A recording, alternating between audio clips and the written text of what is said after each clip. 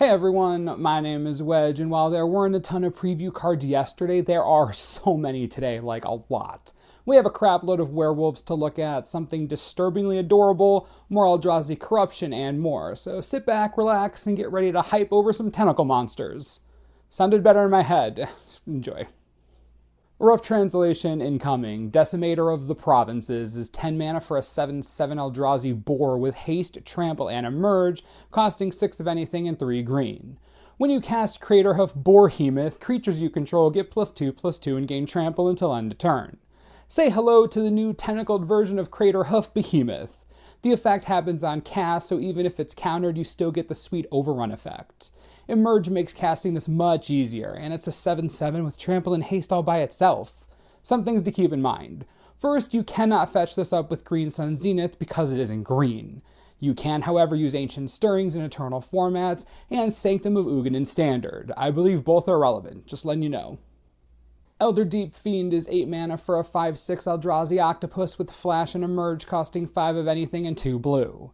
When you cast it, tap up to 4 target permanents. Well, this thing's huge. Elder Deep Fried is a big payoff for Emerge. Now remember, no matter what you sacrifice, this will always cost at least 2 blue, but still, this is a huge creature with nice upside. Flash helps too. In Limited, reducing the cost of this card to even 4 or 5 total is big.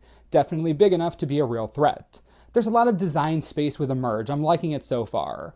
Also, something to note that's awesome. If you have a card with Evoke like Muldrifter, you can sacrifice the Muldrifter before the Evoke trigger happens, make the Octopus super cheap, tap 4 things, and you draw 2 cards. Thank you, Flash. Now that's a combo. Another rough translation. Eternal Scourge is 3 mana for a 3/3 Eldrazi horror. You may cast it from exile. When it becomes the target of a spell or ability an opponent controls, exile it. I mean, if this translation is correct, Food Chain and Legacy, right? Like, Food Chain and Legacy, yeah. Holy crap, what a card. Wow, just exile, play, exile, play, exile, play. Infinite mana, why Ingenious Scab is 3 mana for a 2/3 zombie horror with prowess. You can pay 1 blue and it gets +1/-1 until end of turn. Strict upgrade to Water Courser? Heck yes, sign me up. This is definitely bordering on uncommon quality. In Limited, these are going to get taken early and often. Do not underestimate that ability. Plus prowess, that's dirty. It may not seem like much, but you're looking at what is assuredly going to be one of the best blue commons in the entire set for Limited. Guaranteed. Card's crazy strong.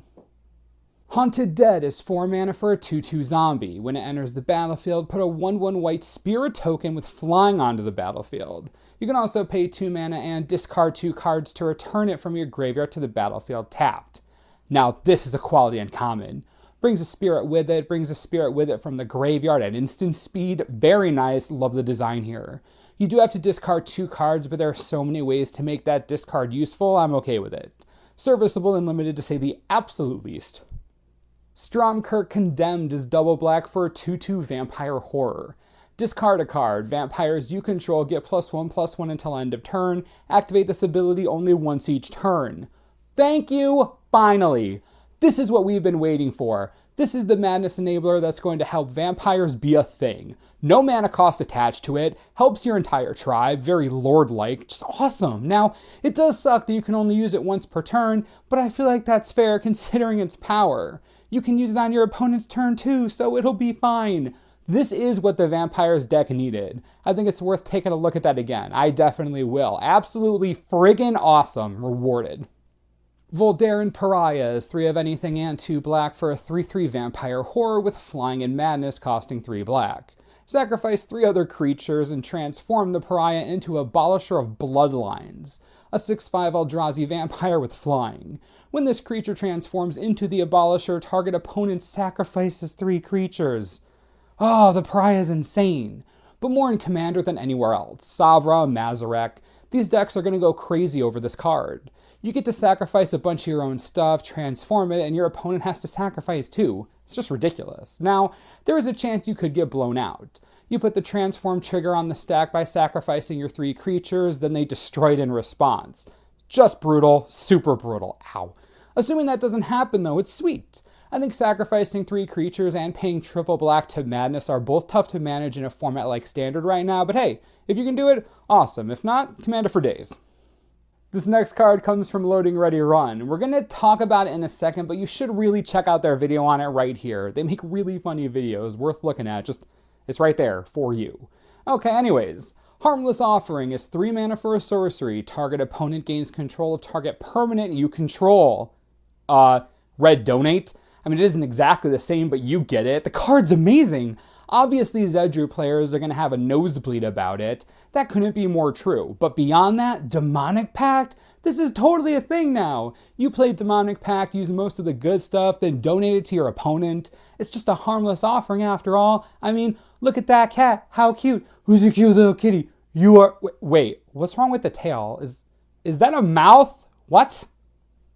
Seriously though, and I want you to hear me, this is very close to a reserveless printing of Donate. It isn't because Donate can target you, but it's very close.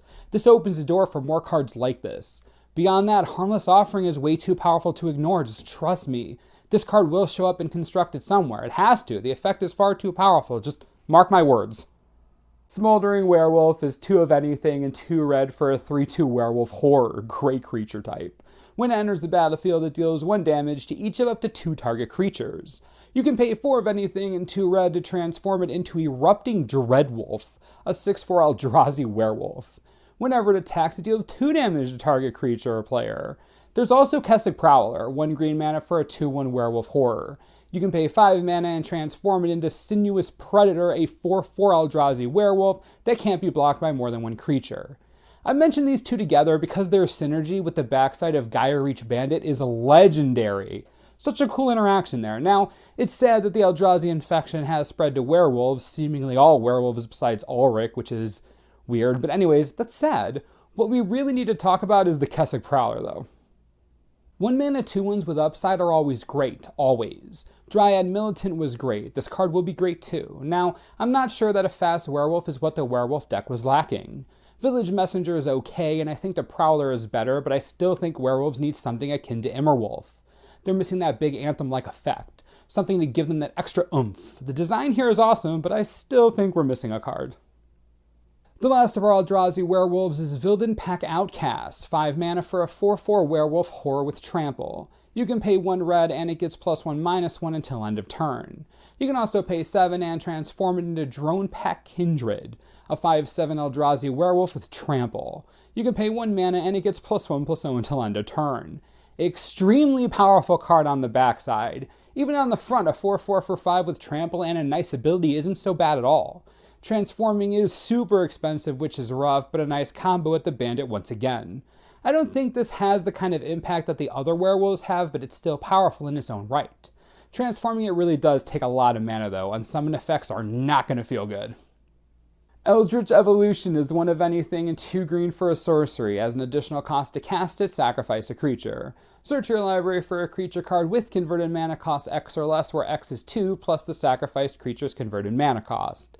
Put that card onto the battlefield, then shuffle your library and exile the evolution. Before anything else, this exiles because if it didn't, it would be outrageously powerful. The example that's going around. Turn 1 Noble Hierarch, turn 2 Eternal Witness. Brutality. Anyways, the card's crazy strong to me. We're talking about a fixed and natural order. This is going to be great in Modern. Put it in Malira combo decks, anything Obzan that loves Chord of Calling. Oh, how about this? Turn 1 Mana Dork, turn 2 Evolution, get Magus of the Moon, instant lock against most decks. Enjoy, the card's dumb. Gaia Reach Sanitarium is a legendary land that you can tap to add 1 colorless to your mana pool. You can also pay 2 mana, tap it, and each player draws a card, then discards a card. Alright, this card's downright powerful. Having a loot ability on a land is straight up value, that's real good. It's easy to activate, and if your opponent doesn't have any cards in hand, that's even more value, especially if they have no madness shenanigans. Beyond that, there's value in reanimator strategies. I see this as just a way better Rick Samadhi Dungeon Palace. I mean, I know they're not the same card, but still, it reminds me of it. The last preview of the day is Wharf Infiltrator from Tolarian Community College. You should go check out his video right here. It's amazing, as per usual. Dude's great, card's great. If you want me to talk about the card, I will on tomorrow's video, but for right now, he put a lot of work into this, so go check it out. And with that, it looks like another day of Eldritch Moon previews has come to a close. At least until midday previews make me want to cry inside. Anyways, let me know what you think about all the cards revealed today. Which do you like, not like? Personally, I'm way too excited for Harmless Offering and the new Behemoth. Those cards are just amazing. The set's looking really sweet now, you gotta admit. Better than you might have thought?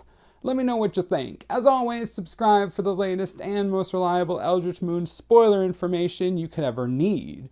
This is the Manosaurus. I'm Wedge. Thanks for watching. We'll see you next time. This video is brought to you in part by TCGplayer.com. Now that vampires are clearly going to be a thing, you need to jump on that train if you want to play them. I said it before, I'll say it again. Grab Olivia while you can. That rhymed. Anyways, just get her. She might start climbing again and you don't want to be left behind. Under $6 as of this video. Do not delay. How about Demonic Pact for your Harmless Offering shenanigans? You know that's going to be a funny deck to run until rotation. The card is around $3 right now. Seems like the perfect time to grab it and build the hilarity that is Demonic Pact plus Kitty Offering. Just enjoy.